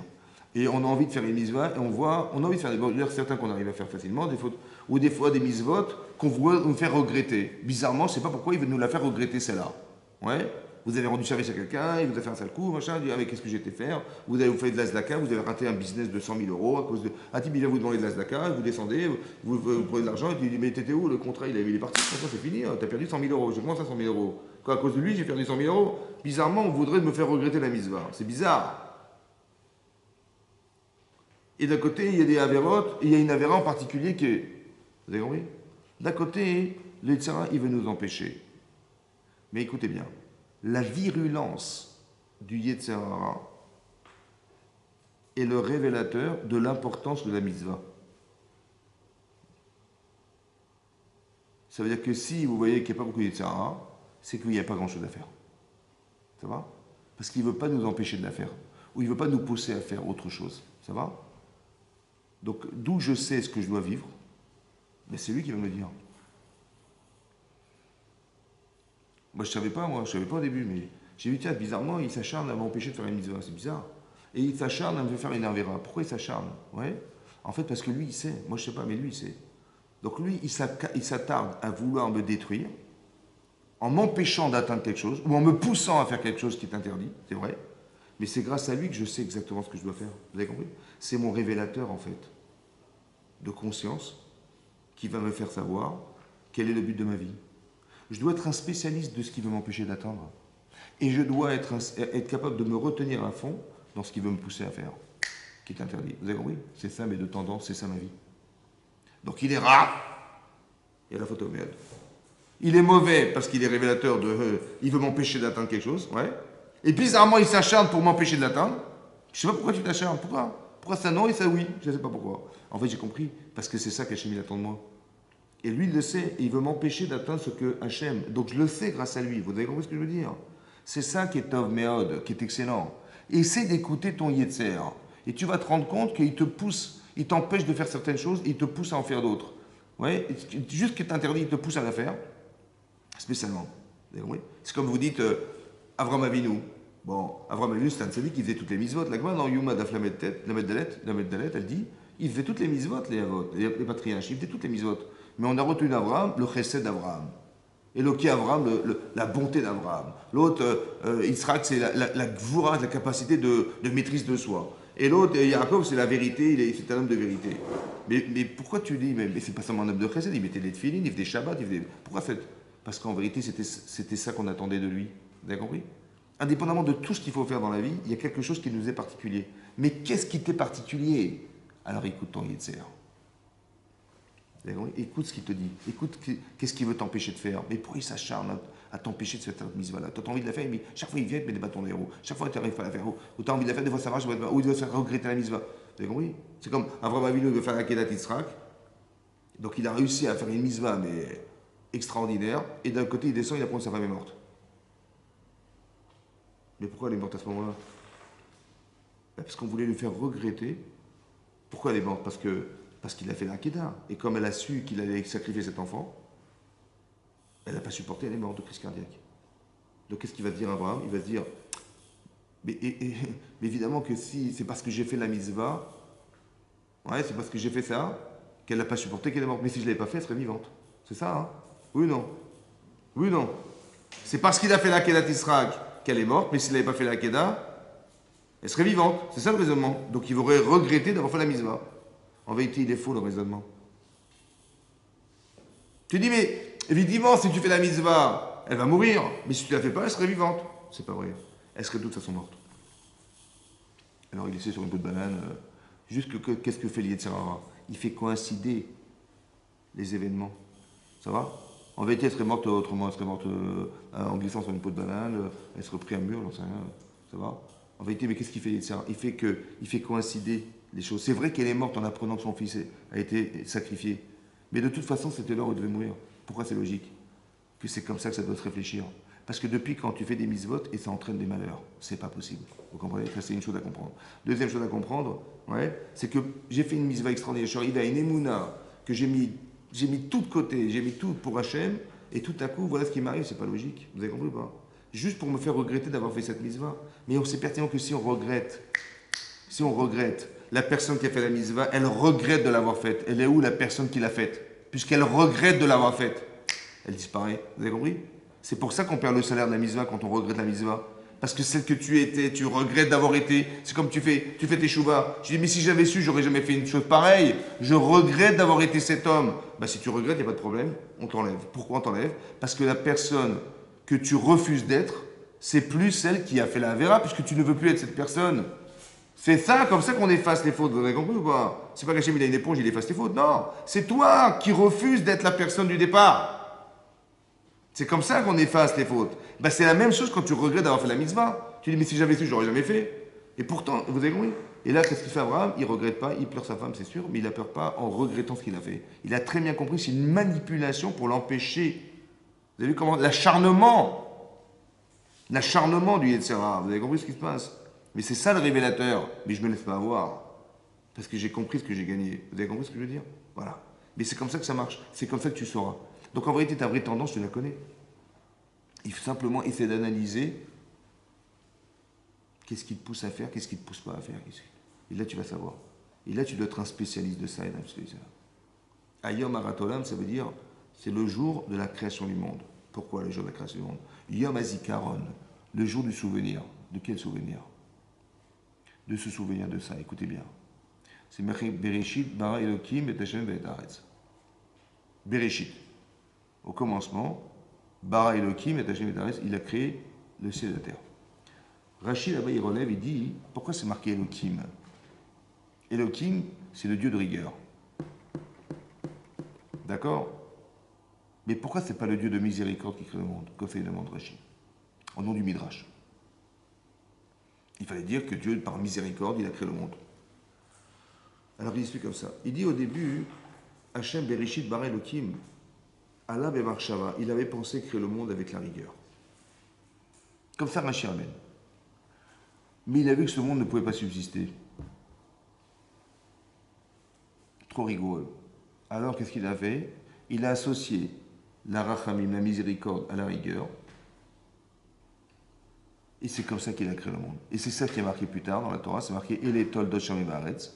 Voici les dérivés du ciel et de la terre. Bei Baream, lorsqu'il les a créés. Beyom, le jour. Asot, il a fait. Hachem Elokim. Hachem Elokim. Hachem, c'est Rachamim Vedin. Erez Veshamaim, la terre et le ciel. Vous avez vu que, bizarrement, c'est marqué Bereshit Bara Elokim, c'est marqué Hachem Elokim. Il a associé la miséricorde. Maintenant, quand vous analysez ce qui est marqué dans le Midrash, on a du mal à comprendre. Premièrement, ça veut dire quoi qu'il a pensé créer Hachem? Il a pensé créer le monde Midatadin, mais c'est pas marqué créer qu'il a pensé créer, il y a marqué qu'il a créé. Bereshit Bara. Bara en hébreu, ça veut dire créer. Ça va? Il n'a pas pensé, on n'est pas dans la pensée d'Hachem, comment les Chachamim ont pu dire. Il avait pensé au départ créer. Mais il n'a pas pensé, il a créé. On n'est pas dans la pensée d'Hachem, dans la création du monde. C'est quoi là? Eliyahu ben Marshava, il a pensé créer. À part ça, comment Hachem il peut se surprendre lui-même de ce qu'il crée? Il a vu que ça ne pouvait pas tenir. Comme si il pouvait se surprendre lui-même de ce qu'il crée lui-même. Ce qui n'a aucun sens. Parce que qui c'est qui impose la rigueur? C'est lui. Et qui c'est qui crée des êtres qui ne supportent pas la rigueur? C'est lui. Donc comment il peut créer un être faible en disant ah c'est faible? Mais c'est toi qui l'as créé. Et c'est toi qui l'imposes. Donc c'est pas possible, vous comprenez? Qu'est-ce qui a marqué dans Rachid? Qu'est-ce que ça veut dire? Il a pensé créer. Et qu'est-ce que ça veut dire? Il a vu que ça ne pouvait pas subsister, alors il a créé un autre monde. Et le monde de la rigueur et de la miséricorde. La conjugaison des deux êtres. Ça va? Ça veut dire quoi? Alors le Maharal de Prague, il explique. Le Maharal de Prague dans le Rashi là-bas. Le Maharal de Prague, il a écrit un pirou qui s'appelle le Gourarié. Il est dit là-bas. Qu'est-ce que ça veut dire qu'Hachem il a pensé? Bereshit bara Elokim. Il dit comme ça. Quand Hachem il pense, c'est pas ce qu'il avait voulu faire et il a changé d'avis. Non. C'est ce qu'il espère que soit. Ça veut dire que la pensée d'Hachem, le Roche, c'est ce qu'il espère qu'on atteigne. Bereshit bara Elokim. Il espère que le monde il soit un monde de rigueur. Ça veut dire qu'on puisse être responsable, qu'on puisse être des tzadikim, qu'on puisse être des gens consciencieux, etc., etc. Ça va? C'est ça l'espoir. Bereshit bara Elokim. Mais il a vu que l'homme, il n'est pas construit pour ça. Puisque c'est un but à atteindre. Alors on va mettre de la rachamim et din. C'est quoi la rachamim? C'est que tous les ans, il y aura un Rosh Hashanah. Je lui dis, écoutez Hachem, je suis désolé, j'ai pas réussi, mais laissez-moi la chance de pouvoir me parfaire, etc. Il va associer la rachamim et le din. Ça va? Mais attention, Yom Hazikaron, Le jour du souvenir, c'est quoi le jour du souvenir? De se rappeler qu'un jour, Hachem, il a dit Bereshit bar Elohim. Il faut savoir à Rosh Hashanah, à Yom Haratolam, il a dit un jour Bereshit bar Elohim. C'est ça que je sais. Je sais qu'il a dit un jour que j'espère qu'on va être des tzadikim, j'espère qu'on va être des gens qui sont respectueux et qui vont avoir respectueux de ce qu'il a créé, respectueux de ce que nous sommes, respectueux de faire correctement les mitzvot. D'accord? Respectueux. Ça veut dire quoi respectueux? Il faut t'interroger, il faut te remettre en question, il faut être autocritique, il faut savoir que tu as envie d'avancer. Pourquoi? Parce que Bereshit bar Elohim, Hachem, il a créé le monde dans l'objectif que tu sois un tzaddik un jour et que tu sois une tzadikette un jour. C'est ça qu'il veut Hachem.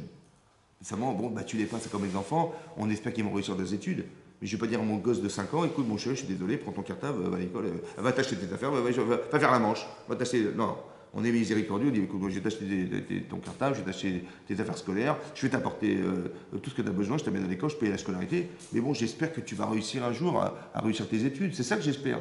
Donc je suis miséricordieux en espérant qu'il va atteindre une faculté à être indépendant un jour. C'est ça le bonheur que j'ai de père vis-à-vis de mes enfants, c'est ça, non? Mais c'est pareil, Hachem, c'est pareil. Il y a un objectif à atteindre, c'est Bereshit bar Elohim.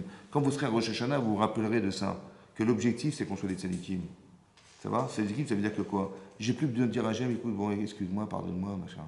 À un moment donné, il faut dire stop, il faut dire, je m'assume, d'accord? J'ai étudié la Torah, je ne peux pas dire, je ne savais pas, excuse-moi, je ne savais pas, toute ma vie, je ne savais pas, et je savais pas. Non, c'est bon, à un moment donné, il faut dire ça, stop. Il faut dire, je sais, et je m'assume, et je vais etc. C'est difficile, mais je m'engage. Vous avez compris la différence? C'est ça, Bereshit. Yom HaZikaron. Rappelle-toi du jour de souvenir où Hachem, il a dit, Bereshit bar Elohim. Zayom Trilat Maasecha Hachem. C'est le jour où Hachem, il a dit. Vous avez compris? Que Bereshit, c'est un Mahamar. Il a dit, Bereshit. Il a dit, j'aspire à ce que vous deveniez ces personnes-là. C'est la raison pour laquelle j'ai créé le monde. On nous a créés faibles. Vous avez vu les animaux? Un animal, il sort du ventre de sa mère et il marche. Nous, il nous faut 1 an pour marcher. Oui. C'est-à-dire que si on veut s'attarder à exister dans ce monde, mais on est largement en dessous de la moyenne de la nature animale ou végétale. Vous avez compris? Largement en dessous. Mais on est des êtres humains qui ont une neshama, donc ça veut dire qu'il y a autre chose qui nous valorise. C'est ça qu'on veut développer, c'est ça qu'on veut aspirer à devenir. Ouais. Maintenant, quel est le cheminement à tenir? Quel est le plan qui fait que, dans ma vie spirituelle interne, ou dans ma vie plus tard, ma vie future, après dans le monde futur, c'est quoi le plan à pouvoir développer pour pouvoir être cohérent avec Hachem? Et il n'y a que la Torah qui nous le permet, vous comprenez? C'est pour ça que c'est marqué dans la Gemara dans Nida, qu'un enfant dans le ventre de sa mère, il apprend la Torah. Proverbe.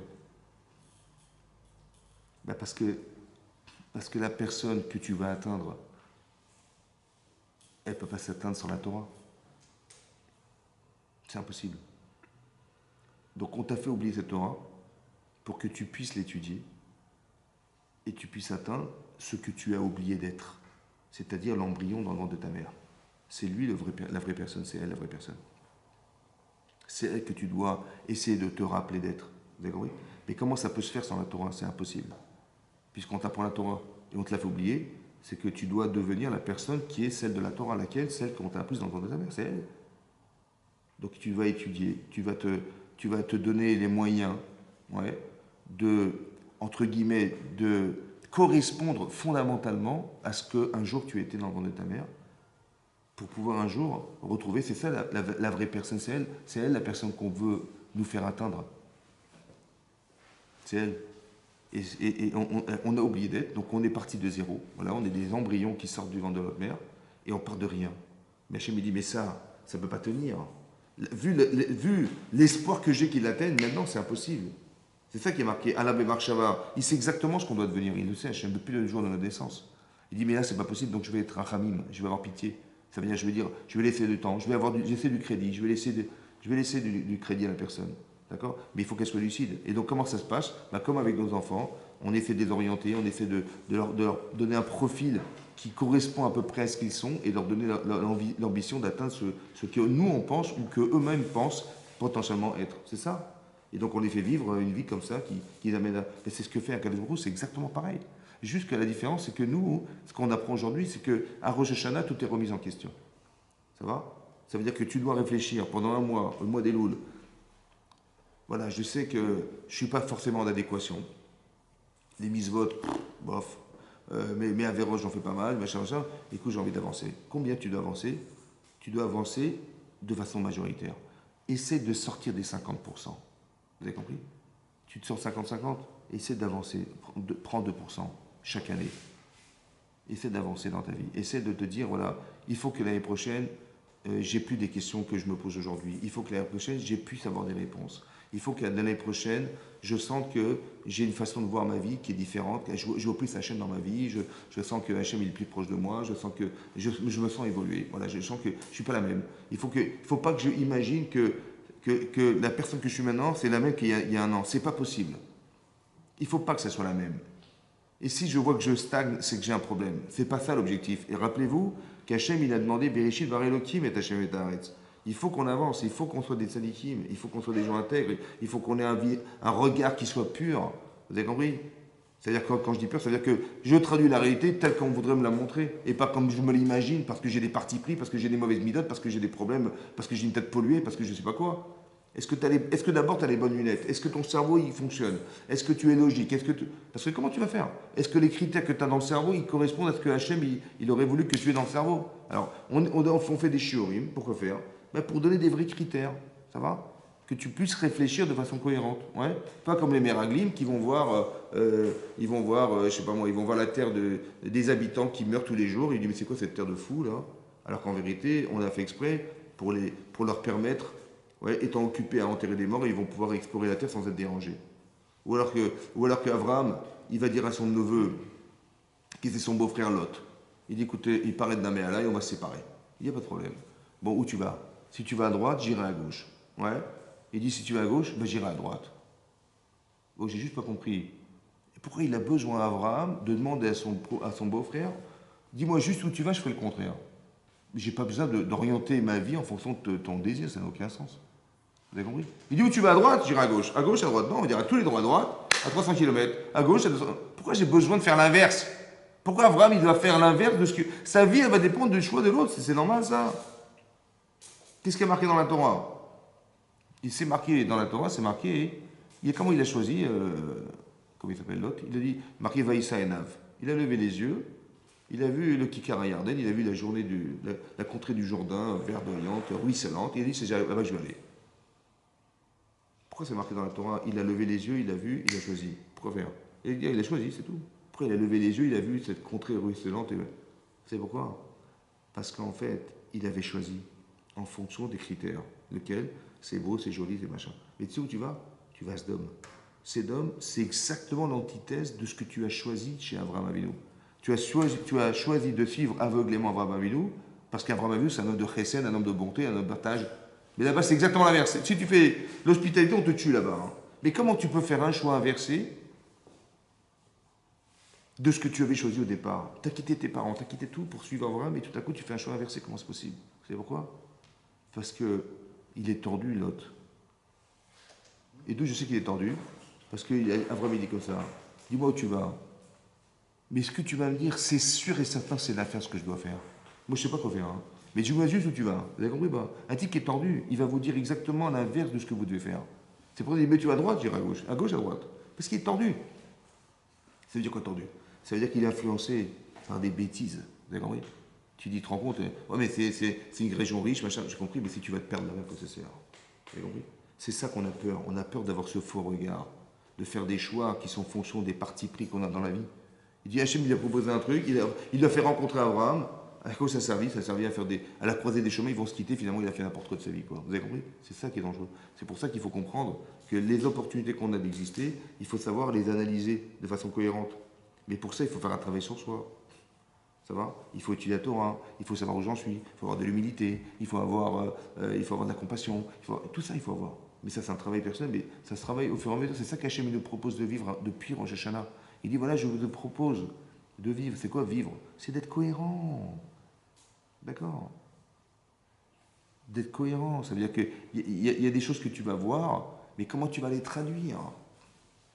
Alors, si je n'ai pas les bons outils, j'ai pas étudié la Torah, comment je vais traduire comme n'importe qui aurait. C'est logique, hein, mais c'est pas vrai.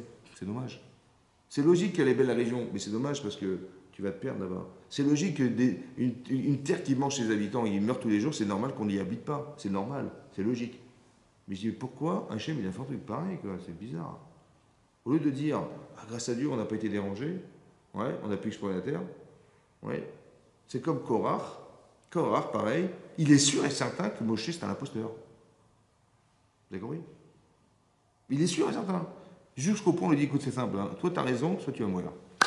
La terre va s'ouvrir, tu vois. Il dit, ben non, il est sûr de lui, quoi. Jusque-là, il est sûr de lui, mais c'est une folie, quoi.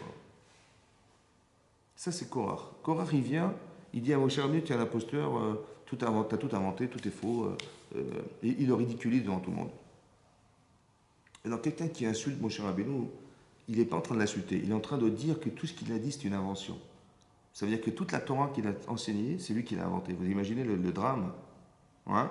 Ben, quand j'entends ça, je suis Moshe Rabbeinu, je fais un scandale. Qu'est-ce qu'il fait Moshe Rabbeinu, c'est marqué Veipol Panav.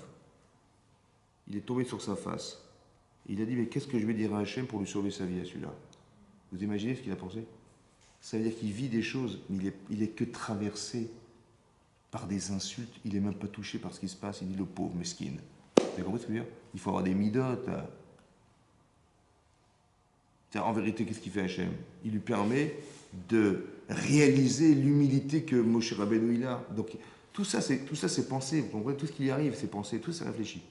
Quand Hachem il dit, écoute, ils ont fait le voleur, écoute, je vais détruire cette nation, je vais te faire quoi, une nouvelle nation? Je sais pas moi, si Hachem il me dit, dorénavant c'est toi le nouveau Adam Arishon, je dis, écoute, il n'y a pas de problème, si vous avez décidé, pas de problème. Et c'est l'inverse, il dit, mais jamais de la vie. Si tu fais ça, mais efface-moi ton livre. Il fait exprès un Kadosh Baruch Hu. Pourquoi? Parce que si tu le fais dans ton intérêt, alors tu vas dire, écoute, tu as décidé avec plaisir. Mais c'est dans ton intérêt. Mais c'est au détriment de ce peuple juif là, qui va se détruire, qui va disparaître. Il dit, je veux pas, j'ai pas envie. Je me suis attaché à ce peuple, je n'ai pas envie de le... Non, c'est pas grave, tu peux m'effacer, c'est pas grave, je resterai avec eux, il n'y a pas de problème. Mais en fait, Hachem, il a fait exprès pour qu'il arrive à réaliser, à cristalliser l'intérêt qu'il avait d'être juif au plus profond de lui-même pour ce peuple. Vous avez compris? Il fait exprès, Hachem. Ça, il faut comprendre, ça. Ce sont des opportunités qu'il a. Comme Hachem, il dit à Abraham, je vais quand même pas lui cacher que je vais détruire Sédom, quoi. Mais quel intérêt de... Si tu as décidé, tu as décidé. Hein. Je vais lui pas les cacher, donc il va prier, machin. Mais pourquoi il fait ça, Hachem? Pour qu'Abraham, il s'investisse dans ce qui se passe autour de lui, et deux, qu'on puisse savoir, nous, parce que ça ne servait à rien, la prière, elle ne servait à rien, puisque finalement, il a détruit Sédom. C'est juste pour nous apprendre, tu sais quoi? Si Béhémet, il y avait 10 tzadikim dans cette ville, ça aurait suffi pour influencer la ville. Je saurai dorénavant, grâce à la Torah, qu'avec 10 personnes, on peut influencer une ville entière. Influencer, ça veut dire que ça va rayonner autour, les gens ils vont venir, ils vont s'intéresser, ça va changer la ville. Combien de temps ça prendra, on s'en fout. Tu vois, il y a des villes en France, je sais pas moi, imaginez-vous, il y a Marseille il y a 30-40 ans, il n'y avait rien du tout. Paris il y a 40 ans, il y avait quoi? On était des martiens, les religieux, on était vus comme des martiens, avec les chapeaux, les machins, les barbes. Aujourd'hui, il y a des chivotes, il y a des machins, il y a des colélim, il y a des techniciens, des maîtres. C'est incroyable. Ça prend 30, 40, on s'en fout. Ce qui compte, c'est qu'on ait une force d'influence pour changer. Et bien, c'est ça qu'on apprend. J'ai appris que, et c'est ça qu'Hachem il a dit à Abraham, je ne vais pas lui cacher. Pourquoi? Parce que si tu peux prier et que ça puisse engendrer chez toi le désir de sauver l'humanité, ben Chavod, je ne vais pas me priver de te le dire. Vous avez compris ce que ça veut dire? Mais ça, c'est une opportunité qu'Hachem nous invite à vivre. C'est ça que je vous explique. Mais ça a été pensé depuis Rosh Hashanah. Dans les 2 jours de Rosh Hashanah. Ça veut dire qu'il y a la forme, il y a le fond. D'accord? Tu dis, mais tu travailles. Pourquoi tu travailles? Réfléchis, pourquoi tu travailles? Oui? Tu dis, pour gagner ma vie, pour faire... Hein? Mais peut-être tu peux réfléchir autrement. Mais je ne travaille pas pour payer mes dettes, ni pour payer mon loyer, ni pour payer la scolarité. Je paye parce que j'ai des mises-votes. Ma femme et mes enfants, ils doivent être épanouis, ils leur font une maison, c'est normal. C'est une mise-va ou pas? Oui. J'ai une mise-va d'enseigner un métier à mon enfant. Mais moi, j'ai pas le temps. Ni les compétences. Alors je vais payer quelqu'un, un professeur qui va le faire. Ma mitzvah, Minatora, moi, d'enseigner à mes enfants un métier, c'est ma mitzvah. Je n'ai pas le temps de le faire, ni les compétences. Je vais payer quelqu'un pour le faire. Alors chaque seconde que je travaille, je le fais dans l'objectif que mes enfants aient un métier. D'enseigner la Torah à mes enfants, c'est Vishinantam Levanecha, c'est une mitzvah Minatora, enseigner la Torah. Mais je n'ai ni les compétences et je n'ai ni le temps. Alors comment je vais faire? Je vais payer quelqu'un qui va enseigner la Torah à mes enfants. Mais quand je travaille, je ne paye pas des dettes. Je fais des mitzvot. Mais tu comprends, tu peux positiver toute ta vie. Au lieu de dire, la fin du mois, il y a encore ça à payer, il faut payer les chars, il faut payer les machins, il faut payer l'URSSAF, Mais non, réfléchis mitzvah. Pourquoi tu réfléchis dette? Vous avez compris? C'est une façon de cultiver son rapport à la vie qui n'a rien à voir. Mais c'est ça. Donc il y a la forme et il y a le fond. Pourquoi tu mets tout dans la forme? Tu dis, mais à la fin du mois, il faut payer ça, il faut payer. Tu mets tout dans la forme. Pourquoi tu t'habitues à penser forme? Mets une âme dans ta vie. Mets quelque chose de vivant dans ta vie. Et tu vas te rendre compte que ta vie, elle va changer. Et tu vas te rendre compte qu'en vérité, la frontière entre le Kodesh et le Chol, tu dis, bah, le Kodesh, c'est la Torah, et le Chol, bah, c'est le reste. Mais en vérité, c'est faux, il n'y a pas de différence. Tu dis, le médecin, il reçoit des clients, il gagne sa vie, il soigne des gens, machin, il reçoit un chèque à la fin du truc. Bah, tu peux rester dire, bah, soit je gagne ma vie comme ça, soit je fais une mitzvah bah, de soigner les gens. C'est pas une mitzvah, ça, franchement. Mais chaque chose, c'est des mitzvot. Tu vas te rendre compte que la Torah, elle épouse tous les sujets. Mais chaque chose, tout métier que tu peux envisager, ce sont des mitzvot. Mais pourquoi tu le réfléchis sans mettre une âme dans ce que tu vis? C'est plus enrichissant et c'est plus plaisant de savoir que ce que tu vis. Alors, tu es un couturier, l'Agma a dit, il y a un Midrash Rabbah qui dit qu'il y avait quelqu'un qui était un couturier, il avait des gens qui étudiaient la Torah. Voilà. Il dit, il se dit, voilà, mes gens, voilà, je vais travailler, puis je vais donner une somme d'argent à un tel et un tel et un tel pour qu'ils puissent les entretenir pour étudier la Torah. Là-bas, il y a marqué dans le Midrash que chaque point de couture, c'était une mitzvah Talmud Torah.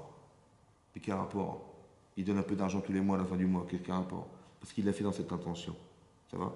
Ça veut dire qu'on a encore une fois, soit tu dis, je gagne ma vie, bon, puis à la fin du mois, je donne 500 euros. Soit tu dis, non, je le fais que dans le but qu'on étudie la Torah.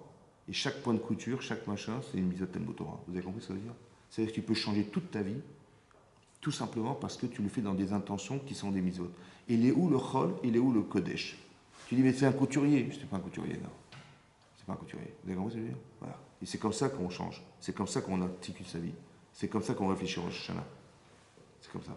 En se disant, je sais exactement ce qui va m'arriver et de toute façon, je sais que je vais gagner.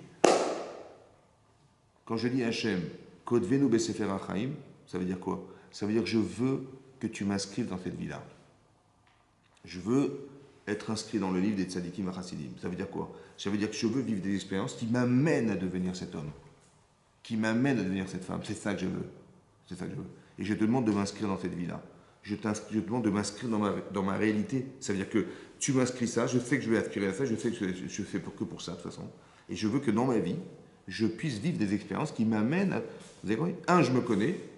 Et deux, je sais que ce que je vais vivre, de toute façon, c'est dans le bénéfice de mon existence. Donc même si je dois travailler la sueur de mon front, je sais que je vais gagner. Vous avez compris? Voilà. Même si je suis chassé du Gan Eden, je sais que c'est moi qui gagne. Vous avez compris ce que je veux dire? Donc il n'y a plus de traumatisme, puisque c'est Hachem qui est derrière. Vous avez compris ce que je veux dire? Tu sais que tout ce qui t'arrive, ça a été réfléchi. Ne dis pas, ah ouais, t'as eu de la chance, t'as eu moins de chance, t'as eu de la malchance. Il n'y a pas de... Ça n'existe pas ça. Il n'y a pas de hasard. Donc ça veut dire que tout est pensé. Sache que tout ce que tu vis, ça a été réfléchi. Quand? À Rosh Hashanah. Ça a duré combien de temps? 365 jours. Ça veut dire que depuis le début, on va faire Rosh Hashanah. C'est pour ça que c'est très important que vous sachiez que tout dépend de ce jour. Tout dépend de ce jour. Ça veut dire que tout ce que vous allez mettre comme intensité le jour de Rosh Hashanah, c'est comme ça qu'Hachem nous regarde. Il ne va pas te regarder ni avant ni après, le jour de Rosh Hashanah. Donc il faut se préparer à ce jour en se disant, je sais, je vais devenir une tzadékette, je sais ce que j'ai envie d'être, je sais ce que j'aspire à devenir. Et bien c'est cette aspiration qu'Hachem va voir. Vous avez compris ou pas? Parce que pourquoi? Parce que le jour de Rosh Hashanah, mais c'est le résultat de toute votre vie. Quand tu te présentes devant Hachem, le livre ouvert devant Hachem, c'est quoi? Mais le livre, mais c'était 45 ans. Ils sont devant lui, ça va? Mais ce n'est pas les 45 ans, c'est le résultat des 45 ans qui sont là. C'est le résultat final de ton âge qui est devant lui, c'est ça? Toute ta vie, en vérité, elle est devant lui, ça va? Mais ce que tu es aujourd'hui, tu n'as pas besoin de réfléchir, c'est le résultat de toute ta vie.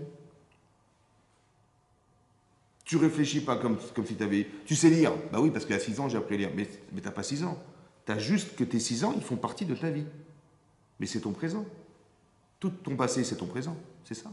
Donc tout ce que tu présentes devant Hachem, c'est toute ta vie devant lui. Ça va?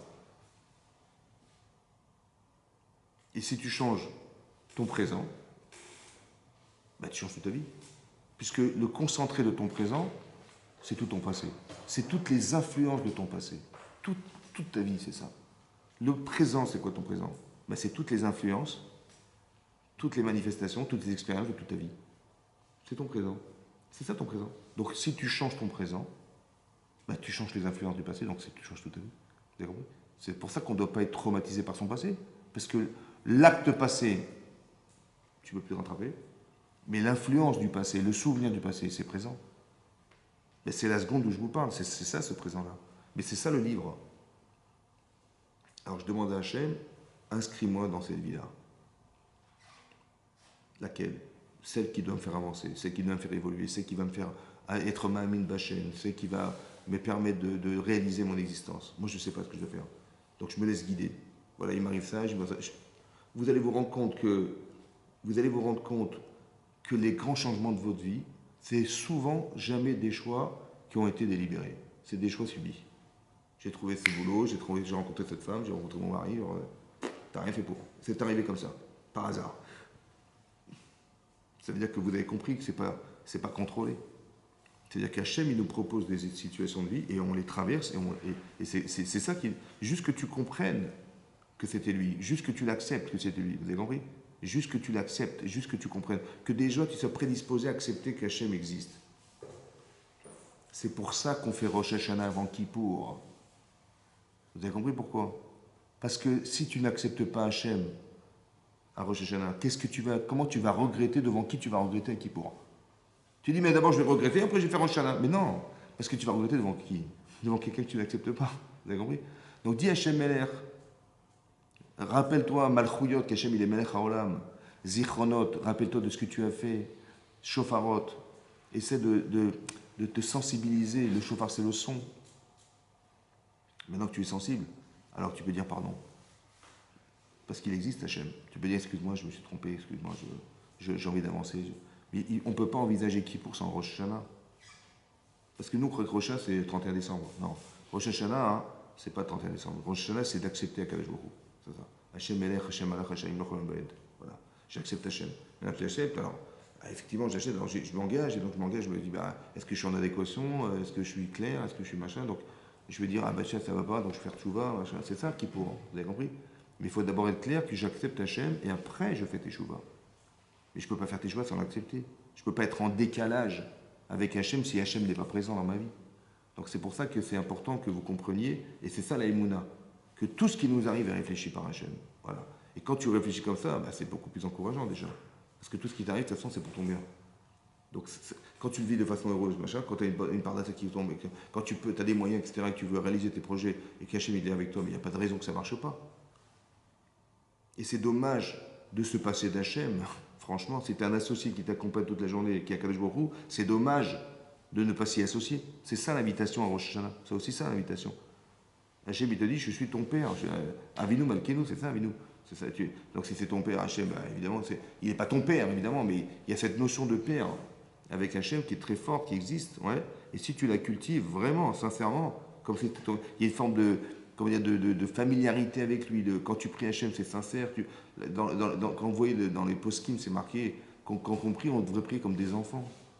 On ne dit pas prier Hachem, genre de façon rigoureuse, Hachem, Satan, Tiftar, mais genre sans faire de faute, sans faire. Non, comme un enfant qui parle avec ses parents, de façon naturelle, voilà, sans restriction, comme si je parlais à mon père. Voilà, je parle à mon père, je lui demande des choses, j'ai besoin qu'il me demande service, qu'il m'aide, et machin, c'est ce que je demande. Je veux du da'at. Je veux de la tchouva, je veux de la slicha, je veux tout ça, j'ai besoin de tout ça. Ouais, à la proportion de je sais ce qui me manque, je sais ce qui me manque. Mais c'est ça que je demande à Hachem, je lui demande qu'il m'aide, vous avez compris? Comme un père, il va aider ses enfants. Parce qu'il est rachamim, Hachem, bien sûr qu'il attend que ça. Il attend qu'en vérité on lui demande, parce que c'est là, quand il va réaliser ce que tu désires, que tu vas avoir conscience qu'il existe. Mais c'est que dans cette mesure, c'est pour ça qu'on n'est pas parfait. Parce qu'on sait qu'on a besoin de combler ce qui nous manque, et donc on va faire appel à lui, et quand il va savoir qu'on l'appelle, il va nous combler de ce qui nous manque, et là on va remercier Hachem, et on va créer ce lien conscient qu'il existe. C'est ça le lien en fait, c'est ça. Vous avez compris? Et c'est un peu ça le message que je voulais donner ce soir, c'est pour ça qu'on est confiant, c'est-à-dire on est confiant. On ne sait pas ce qui va nous arriver, mais je sais que Hachem il le fait pour le bien, et je sais que tout ce que je vais vivre, si je demande sincèrement, il n'y a aucune raison qu'Hachem y refuse, vous avez compris? C'est ça qu'on dit, Zochenu lechaim, souviens-toi de nous pour la vie. Melech chafetz bat chaim, toi qui es le roi de la vie. Lemancha elokim chaim, pour toi. Pour toi. Ça veut dire quoi pour toi? Ça veut dire que je sais ce que je dois faire, mais je sais que je le ferai parce que c'est toi. Vous avez compris? Pour toi, ça veut dire que Hachem me propose une situation parce que je sais que ce que je vais faire, ça va m'aider. et je sais que je vais aussi, entre guillemets, t'aider à réaliser ce que tu as pensé de ce monde. Alors je le fais aussi pour toi. Vous avez compris la différence? C'est ça, faire les Shem Shamaim.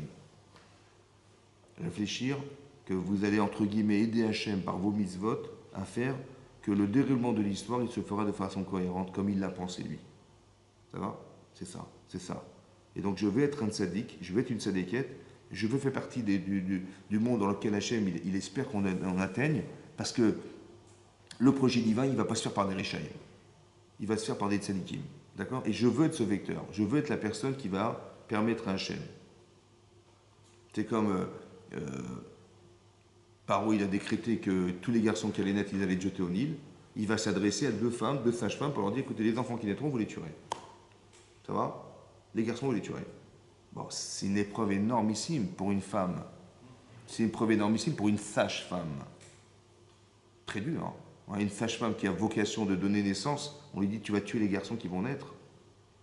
Et là-bas, c'est marqué, elles l'ont fait, elles l'ont refusé, parce qu'elles étaient Elohim. Elles craignaient Hachem. Vous avez compris? Elles n'ont pas dit, ah non, attends, c'est un vrai dilemme, comment on va mourir pour eux. En fait, vous avez compris? Elles avaient des midotes. Elles avaient, Elohim, ça veut dire, elles ont dit, mais de toute façon, ces enfants doivent vivre. Pourquoi? Parce qu'un jour, Hachem, il a promis à Abraham que ses enfants sortiraient d'Égypte. Un jour, Hachem, il a promis à Abraham qu'on recevrait la Torah. Et c'est ses enfants qui vont recevoir la Torah. Alors je vais le faire par Yirat Shamaim, pour que le projet divin se réalise. Vous avez compris ce que je fais? C'est ça, la Yirat Shamaim. D'avoir la cohérence de se dire, évidemment, l'épreuve est énorme, mais encore une fois, l'Yetzer Hara, il est énorme, mais il est révélateur de la grandeur de cette mitzvah. C'est pour ça qu'elles ont accepté de le faire. Parce qu'elles savaient qu'elles allaient réussir, puisque de toute façon, l'Yetzer Hara, il veut l'empêcher. Donc si l'Yetzer Hara veut l'empêcher, et le Yetzer Hara, il est énorme, pour une femme de tuer un enfant, mais c'est énorme, c'est très dur. Et autant que pour une sage-femme, c'est encore plus fort. Mais en réalité, pourquoi c'est tellement dur? Parce que derrière, il y a une grande mitzvah. Vous avez compris? Et c'est ça qu'on voudrait. Tu vas quand même pas accepter. Ça va? Tu vas quand même pas te laisser mourir, parce que si tu ne tues pas les enfants, c'est toi qui vas mourir. Hein. Donc c'est où c'est ta tienne, ou c'est ta vie, ou c'est celle des enfants, il faut choisir. Hein. Si tu refuses, mais c'est toi qui vas mourir. C'est ça qu'elle se dit en fait, mais c'est qui parle? C'est Yitzhak qui dit, mais toi tu vas pas accepter quand même. C'est pas grave, ils en auront d'autres. Vous avez compris? Non, ces enfants doivent vivre, vous avez compris? Mais si tu fais ça, tu vas mourir. En fait, c'est faux. Vous avez compris? C'est encore, d'un côté c'est logique, mais d'un côté c'est faux. C'est pas parce que tu vas refuser de le faire que tu vas mourir. Vous avez compris la différence? Et c'est ce qui s'est passé, elles ne sont pas mortes. Elles ont dit un truc complètement incohérent, et Hachem, il a fait qu'elles ont vécu, et pas seulement vécu, mais que tout ce qu'elles ont pensé faire, ça s'est multiplié. Vous avez compris la différence? Parce que tu as introduit Hachem dans ta vie. Mais en vérité, l'épreuve, elle est énorme, mais encore une fois, elle est révélatrice de la grandeur d'âme de ces femmes, et aussi de la grandeur de ce qu'elles vont réaliser. Et Hachem, il a besoin de ça, pour ça qu'il les a choisis. Donc on nous demande d'avoir des aptitudes, d'être des sadikim, et dès l'instant où on a des aptitudes, alors on nous propose des situations qui vont faire que le projet divin, il va se passer et se réaliser par nous. C'est ça qu'on dit, les man Elohim chaim, c'est pour toi que tu le fais. Je sais que moi je dois atteindre, et si j'arrive à atteindre ça, ben, j'ai fait ma mitzvah, j'ai réussi ma vie, vous avez compris? C'est pour ça que c'est ça vivre, c'est ça chaim, c'est ça vivre. C'est-à-dire qu'on demande de rentrer dans le livre de la vie, dans le vivre de la vie, ça veut dire dans le livre de ce qui nous fait vivre. Il faut étudier la Torah pour mieux comprendre et sentir ces choses-là, d'être sensible à ça, c'est ça. D'avoir la présence divine dans sa vie. C'est pour ça qu'on fait Kriyat tous les matins, on prie tous les jours, c'est pour ça qu'on prie. C'est pas pour faire la prière, c'est pour dire je crée un lien, je crée ce lien avec Hachem. Et je demande, etc. Et dans ma vie, ça se réalise, donc je vois que ça se réalise, je vois que ce que je demande, ça marche. Et c'est comme ça qu'on avance. Ouais. Et donc on évolue au fur et à mesure, et on devient de plus en plus autonome, et de plus en plus sadikim, on est de plus en plus connaisseur, et de plus en plus de proximité avec Hachem, et de plus en plus, voilà. Vous avez compris, c'est ça. Mais chaque année, c'est rejugé dans le bon sens, dans le sens où est-ce qu'elle va comprendre, est-ce qu'il va comprendre, est-ce qu'il va réaliser ce que j'espère de lui, voilà, c'est comme ça. Et ça, c'est penser à Rosh Hashanah. C'est pour ça qu'il faut être clair à Rosh Hashanah, en sachant exactement ce qu'on veut, voilà. On veut nous inscrire dans un livre, dans ce livre. Je veux avoir cette conscience, je veux que quand je vais réaliser ma vie, je vais comprendre ce qui va m'arriver. Voilà. Je veux l'accepter. En étudiant, on fait des cours, etc., pour justement se cultiver, mais introduire ces notions dans nos têtes pour les vivre après. et pouvoir être cohérent à chaque fois qu'on vivra quelque chose et de bien le traduire, à façon bien traduire ce qui nous arrive et ne pas tomber dans un amalgame qui pourrait nous faire chuter ou nous faire nous tromper. Voilà, c'est ce qu'on se souhaite d'Hachem. Une Shana Tova avec beaucoup d'Aslacha. Amen, amen. Azak.